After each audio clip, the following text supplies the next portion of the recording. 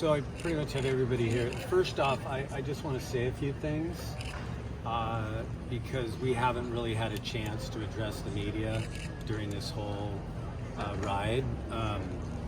But it was important that you all respect and appreciated the approach that we took.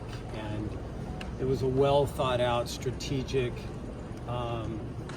thoughts to all of this, because the thing we didn't want is to create interference and distractions to what we were trying to accomplish. And that was really, really important. And I know, and there were some things written, I tried to stay away from it, about the approach that we were taking, about being secretive and quiet and all that. We did that for a reason, because we felt it was the right thing to do to get the best results.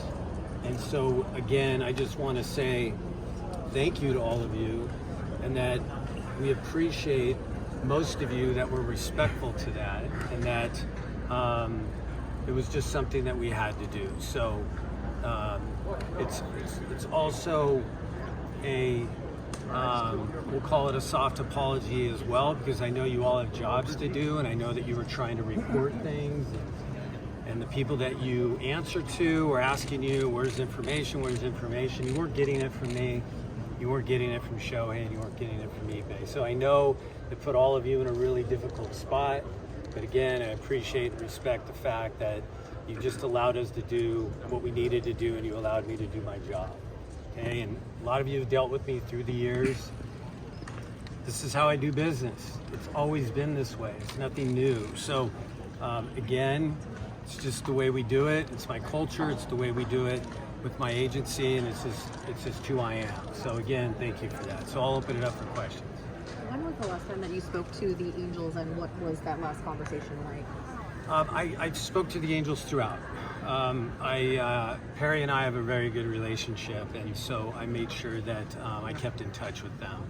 But I spoke to them toward the end, and we had some conversations, and at the end it just wasn't going to work, and we decided to go with the Dodgers. So, and I was in contact with the Angels. And roughly, when you said in the end it wasn't going to work, I mean, obviously you reached that point with every team. Roughly at what point with the Angels did you realize it wasn't going to work, or had an idea? The Angels are special as Shohei. He was there for the last 6 years, and so everybody has to understand that. And so we felt that they earned the right to at least have a discussion at the end, and that's what we did, because again, it's a place that he really loved to play, and he loved the people there, everything. So we didn't want to miss the idea of giving them an opportunity. So Okay. Was it in terms of money that they just weren't able to get to that level? you know what, I won't go there, Sam, but I just know that we had really healthy discussions, and that the Angels had every opportunity. And we had every opportunity, but at the end, it just wasn't going to work. Can you clarify the nature of the surgery and sort of the timetable for recovery that's expected? Yeah, again, I think Shohei answered the question very honestly. Like, there's no name to his surgery. It's completely different than the last time. He's already taking dry swings much quicker. He's lifting, he's working out much quicker than the first one, which was the Tommy John in 2018. And he's on track to be good. He has complete flexibility in his arm, and everything's fine, and he's swinging it, and he's probably going to be hitting off a tee next week. So we're on track, and we feel good about that. The doctors feel good. His PT feels good about that. So we're excited. Was there a goal for you guys to sign the largest contract in North America, or the largest in baseball? Was that something you and your agency wanted to do from the beginning? No, it was not a goal, and I can tell you that. We didn't focus on a goal of getting to that number. It was all about being prepared and going through the process correctly, and having really good open dialogue and communication with the clubs that we were talking to. And then wherever it was going to end up, it was going to end up. And obviously it ended up at a 10-700, which was great results, and Shohei was thrilled with it, and that's where it was. But we did not set our eyes on that. How important was the location? Southern California. Didn't come into play. Did not come into play. I can honestly tell you it was not a conversation that Shohei and I had where he's like, I have to stay on the West Coast, or I want to talk about people on the East, or let's go in the middle of the country. So just know that this decision was not based on location. So lifestyle wasn't a big issue. Lifestyle. Lifestyle with the place that he was going to live, the city. I don't quite understand lifestyle. Lifestyle, there's lifestyle in every city. So what do you? Well, I was wondering, did he choose to live in the Los Angeles area because of all the Japanese supermarkets and the lifestyle? When you really put that into perspective, there's Japanese communities all over the country and all over the world. Actually, you take different countries that are can apply to this equation. They have Japanese followings as well. So it wasn't just so much here, even though it's big here. It's a good point, but it wasn't the decision. And did the arm surgery enter? I've noticed that 12/9, December 9th, was a pretty prominent day, from my understanding. On December 9th, he announced he was going with the Fighters.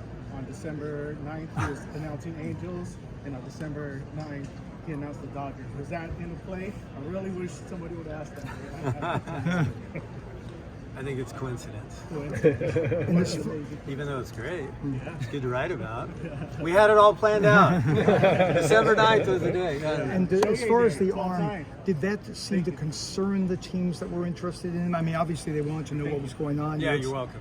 And you explained it to them. But did that become a big issue with the teams, the arm and the surgery? The organizations have all the medical. It's up to them to determine whether that's a problem or not. So we leave that up to them. It's not us to try to go through that. But did you sense by their questions that it was something that they were overly concerned about, or just the normal concern? I didn't get a lot of concern about it. Yeah, we're kind of in the same. You guys are kind of in the same market, right? But this is like a much higher profile organization. Yeah. It's kind of wondering with the right, and I think there's been a lot of speculation about like how he's going to deal with the, there's going to be more media here. Will it be more or less the way it was in Anaheim in terms of his availability, or? I think that we've had a pretty good formula in the last 3 years, and it's all based on performance. So when you have a good formula that's going, and there's certain things you do along the way, you usually keep that same pattern. I don't know exactly what that'll be. Time will tell. We'll take one day at a time when it comes to that. But as of right now, we're going to try to keep some consistency that we had in Because right, he obviously the thing in Anaheim was he talked when he pitched pretty much. Given this coming year, I guess right when he won't be pitching, will there be? Are you expecting there to be like semi? That means he wouldn't speak to the media all year. Right, correct. Yeah. Is that what's going to happen? No, of course not. We're trying to figure that out. He understands the importance of having to address the media, and you think about it, it was every 6 or 7 days. Right. So we'll figure that out. We'll let you know, but you will be in a position to be able to talk to him, and we're going to figure that out. But give us a little time on that.